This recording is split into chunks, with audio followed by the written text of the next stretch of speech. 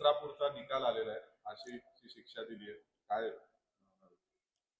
मी जो न्यायालयाने निर्णय दिलेला आहे, माननीय न्यायालयाच्या निर्णयाचं स्वागत करतो आणि खास करून महाराष्ट्र पोलीस की ज्यांनी एवढ्या तत्परतेने चौकशी केली, महाराष्ट्र शासन, माननीय मुख्यमंत्री देवेंद्रजी फडणवीस साहेब, उपमुख्यमंत्री एकनाथ शिंदे आणि सुनेत्राताई पवार यांनी सुद्धा गुन्हेगारांना कुठल्याही पद्धतीने पाठीशी घालणार नाही हा जो शब्द दिला होता आणि तात्काळ चौकशी केली जाईल जे म्हटलं त्या पद्धतीने हा जो निर्णय झालेला आहे त्याबद्दल मी महाराष्ट्र पोलीस, महाराष्ट्राचे मुख्यमंत्री, उपमुख्यमंत्री आणि न्यायालयाचे आभार मानतो, जेणेकरून अशा पद्धतीने काही कृत्य करणाऱ्यांना एक मोठी चपराक या निर्णयामुळे बसलेली आहे आणि विरोधक ज्या पद्धतीने टीका करत होते त्यांचंही तोंड या निर्णयाने बंद केले आहे. फाशीची शिक्षा होईपर्यंत बऱ्याचदा प्रोसिजरल प्रक्रिया अनेक असतात, सर्वोच्च न्यायालय, उच्च न्यायालय, राज्यपाल, राष्ट्रपतींकडे असलेला दयेचा अधिकार, त्यामध्ये वेळ जाईल आणखीन की लवकरात लवकर फासावर लटकवलं जाईल? हे बघा, अशा माणसाच्या बाबतीत निर्णय ज्या पद्धतीने लवकर लागलेला आहे त्याच पद्धतीने लवकरात लवकर ही फाशी देण्यात येईल, विलंब लागणार नाही. आणि तुम्हाला माहिती आहे तसे आमचे महाराष्ट्राचे पोलीस किती तत्पर असतात. बदलापूरची घटना झालेली तुम्हा सगळ्यांना माहित आहे की कशा पद्धतीने निर्णय लागलेला आहे आणि अशा माणसाला दैवाने न्यायालयाला जर निर्णय द्यायला उशीर लागला तर दैवाने काही गोष्टी घडून येतात आणि त्याला त्याची शिक्षा मिळते. हे जरी निकाल लागलेले असेल, असं म्हणजे कोपर्डीचा निकाल लागला होता तर त्याला काही वर्ष निवडून निकाल लागून गेले, ती जन्मठेप म्हणा, फाशीची शिक्षा अंमलबजावणी झालेली आहे, तशाच प्रकारे नसरापूरचं होईल का? कोपर्डीचं काय सिस्टीम? हे बघा, चुकीच्या ज्या गोष्टी झालेल्या आहेत त्याला तात्काळ निर्णय घेण्यात येईल. आत्ताच आपण उदाहरण पाहिलेलं आहे आणि अशा नराधामाला योग्य ती शिक्षा दिली जाईल. पण खालच्या स्तराकडनं, जिल्हा स्तराकडनं, सत्र न्यायालयाकडे शिक्षा होतात, मात्र उच्च न्यायालयाकडे जात नाही. मग ते प्रकरण सुप्रीम कोर्टात येण्यानंतर दयेचा अर्ज. कोपर्डी प्रकरणामध्ये असं आतापर्यंत घडलेलं नाहीये, म्हणून कोपर्डी प्रकरणाचा प्रश्न या निमित्ताने उपस्थित होतो. अशी जर काही प्रकरणं आहेत त्याविषयी सुद्धा योग्य तो निर्णय लवकरात लवकर घेतला जाईल. सर, नुकतंच देवेंद्र फडणवीस आणि उद्धव ठाकरे यांचा एका विमानातून प्रवास झाला, तुम्ही याकडे कसं पाहता? त्यानंतर शिवसेनेच्या काही नेत्यांनी, किशोरी पेडणेकर असतील, त्यांनी तर हा चांगला योग आहे अशा स्वरूपाच्या प्रतिक्रिया दिल्या. ते खूप एकमेकांचे चांगले मित्र आहेत अशा स्वरूपाच्या. शिवसेना उद्धव ठाकरेंकडे खूप आनंदाची लहर त्यामुळे दिसते. 26 जून 2026 रोजी नागपूर येथे माननीय देवेंद्रजी आणि उद्धव ठाकरे एकाच विमानातून प्रवास झाला. यामुळे उबाठाचे नेते खुशीत गाजरं खात आहेत. परंतु 2 वर्षापूर्वीची 26 जून 2024 हाच दिवस मला आठवतोय. चंद्रकांत पाटलांनी उद्धवजी ठाकरे यांना अमूल मिल्क चॉकलेट दिलं होतं त्याच दिवशी विधान भवनामध्ये. आणि त्याच दिवशी देवेंद्रजींबरोबर एकाच लिफ्टने उद्धवजींनी प्रवास केला होता 26 जून रोजीच. 26 जून 2026 एकाच विमानातनं प्रवास केला. म्हणून युबीटीचे सगळे जे काय आहेत उरले सुरलेले कुशीत गाजरं खात आहेत. परंतु 2 वर्ष पाटलांनी तुम्हाला जे चॉकलेट दिलंय तेच तुम्ही चघळताय. जनतेने सुद्धा तुम्हाला लॉलीपॉप दिलेला आहे विधानसभेच्या निवडणुकीमध्ये. कुशीत गाजरं खाऊ नका. देवेंद्रजींना माहीत आहे तुम्ही कसे आहात, त्यांच्या पाठीत कशा पद्धतीने खंजीर खुपसला होता. युती म्हणून निवडून आलात आणि देवेंद्रजी मुख्यमंत्री होणार म्हणून काँग्रेसबरोबर बसलात, विमानात बसलात, हेलिकॉप्टरमध्ये बसलात का बाथरूममध्ये जाऊन बसलात काँग्रेसबरोबर, हे सगळ्यांना माहिती आहे, देवेंद्रजींनाही माहिती आहे. त्यामुळे खुशीत गाजरं खाऊ नका. असंच चॉकलेट 2 वर्षापूर्वी सुद्धा तुम्हाला मिळालं होतं, ते आपण सगळ्यात बसलेला आहात, आणखी सगळ्यातच बसा. एक निवडणुकीच्या दरम्यान एकतर तू राहील किंवा मी राहील असं केलेलं विधान, तेही एकेरी दोन्ही माजी मुख्यमंत्री, आणि आता गळा भेट किंवा तुझा माझा गळा. आणि ह्या सगळ्या परिस्थितीमध्ये दुसरा एक प्रश्न आहे की युबीटीवरती लोकांनी विश्वास का ठेवावा?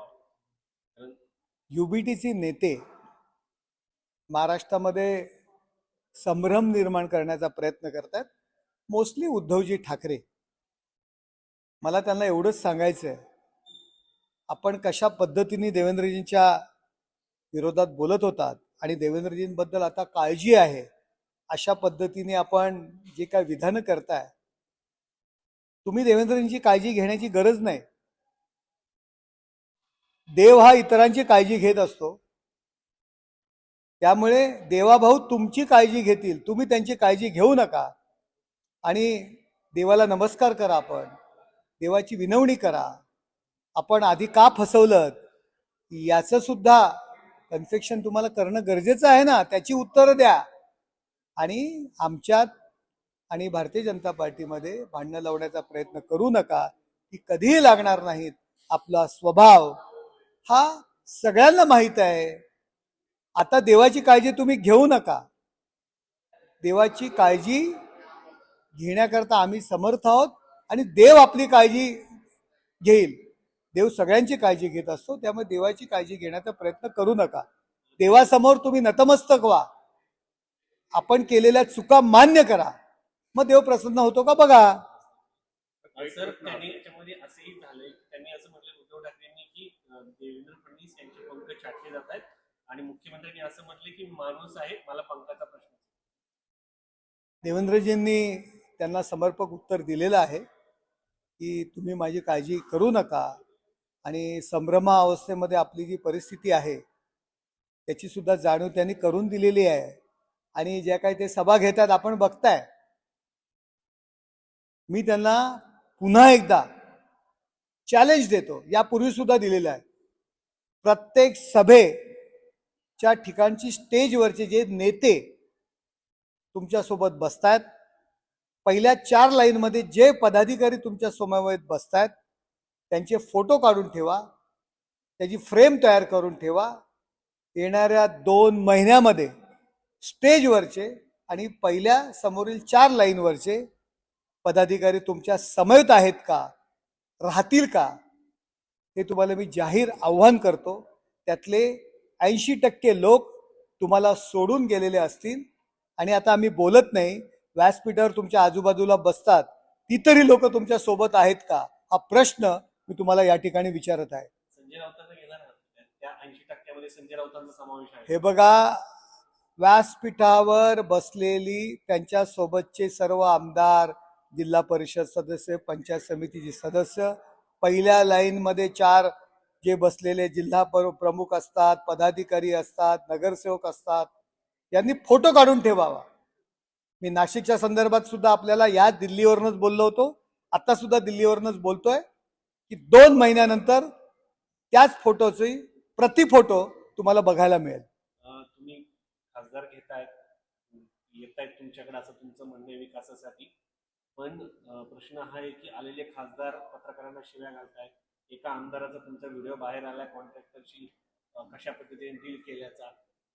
हे याला काय म्हणायचं, हा विकास आहे का? हे बघा, एखाद्या व्यक्तीकडून चुकीच्या पद्धतीने, गैरसमजुतीमुळे एखादं वक्तव्य आलं असेल, त्यांनी त्या संदर्भात दिलगिरी सुद्धा व्यक्त केलेली आहे. परंतु सगळ्यांच्याच बाबतीत तुम्ही हे अनुमान साधू नका. आणि विकासाच्या दृष्टीने महाराष्ट्राचं राजकारण सुरू आहे आणि विकासाच्या दृष्टीने सर्वजण आमच्या समवेत आहेत. बघा, त्या संदर्भात सुद्धा त्यांनी स्पष्टीकरण आमदारांनी दिलेलं आहे. एक प्रश्न येतो असा की श्रीकांत शिंदेच्या मंत्रिपदाची चर्चा, आणि त्यावर उद्धव ठाकरे म्हणाले की लायकी नसताना आपलं कार्ट मंत्री झालं पाहिजे असं शहा सेनेची इच्छा आहे. उद्धव ठाकरेंनी आधी आधी स्वतःकडे पाहावं, स्वतःचं ठेवायचं झाकून आणि दुसऱ्याचं पाहायचं वाकून. श्रीकांतजी शिंदे 3 वेळचे खासदार आहेत, लाखोंच्या फरकाने निवडून आलेले आहेत, खासदार होताना कोणाचा बळी दिलेला नाहीये. या उलट जर श्रीकांत शिंदेंना कार्ट म्हणत असाल तर तुमचं शेंबडं पोरग, त्याला शेंबुडी काढता येत नव्हता, त्या पोराला दुसऱ्याच्या मतदारसंघात आमदारकीला उभं केलं, सुनील शिंदे सारख्या कार्यकर्त्याचा बळी दिला, सचिन अहिर सारखा राष्ट्रवादीतनं उभा राहील म्हणून त्याला आमदारकीचा शब्द दिला, किशोरी पेडणेकरांना घरी बसवलं, 3 लोकांचा बळी देऊन आपल्या शेंबड्या पोराला आपण आमदार बनवलं. एकनाथ शिंदे घरोघरी दारोदारी त्या वरळीमध्ये फिरले म्हणून आपलं ते शेंबडं पोरग आमदार झालं. आणि ताबडतोब कसलाही अनुभव नसताना, नगरसेवकाचा अनुभव नसताना पण तुम्ही त्याला मंत्री बनवलं. हे विसरलात का? स्वतःचं ठेवायचं झाकून आणि दुसऱ्याचं बघायचं वाकून. ही परिस्थिती उद्धव ठाकरे यांच्यावर आलेली आहे. सर्वप्रथम आपल्या शेंबड्या पोराला आमदार आणि मंत्री का बनवलं पहिल्याच वेळी निवडून आल्यानंतर त्याचं उत्तर द्या. नंतर 3 वेळा निवडून आलेल्या श्रीकांत शिंदेबद्दल कमेंट्स करा.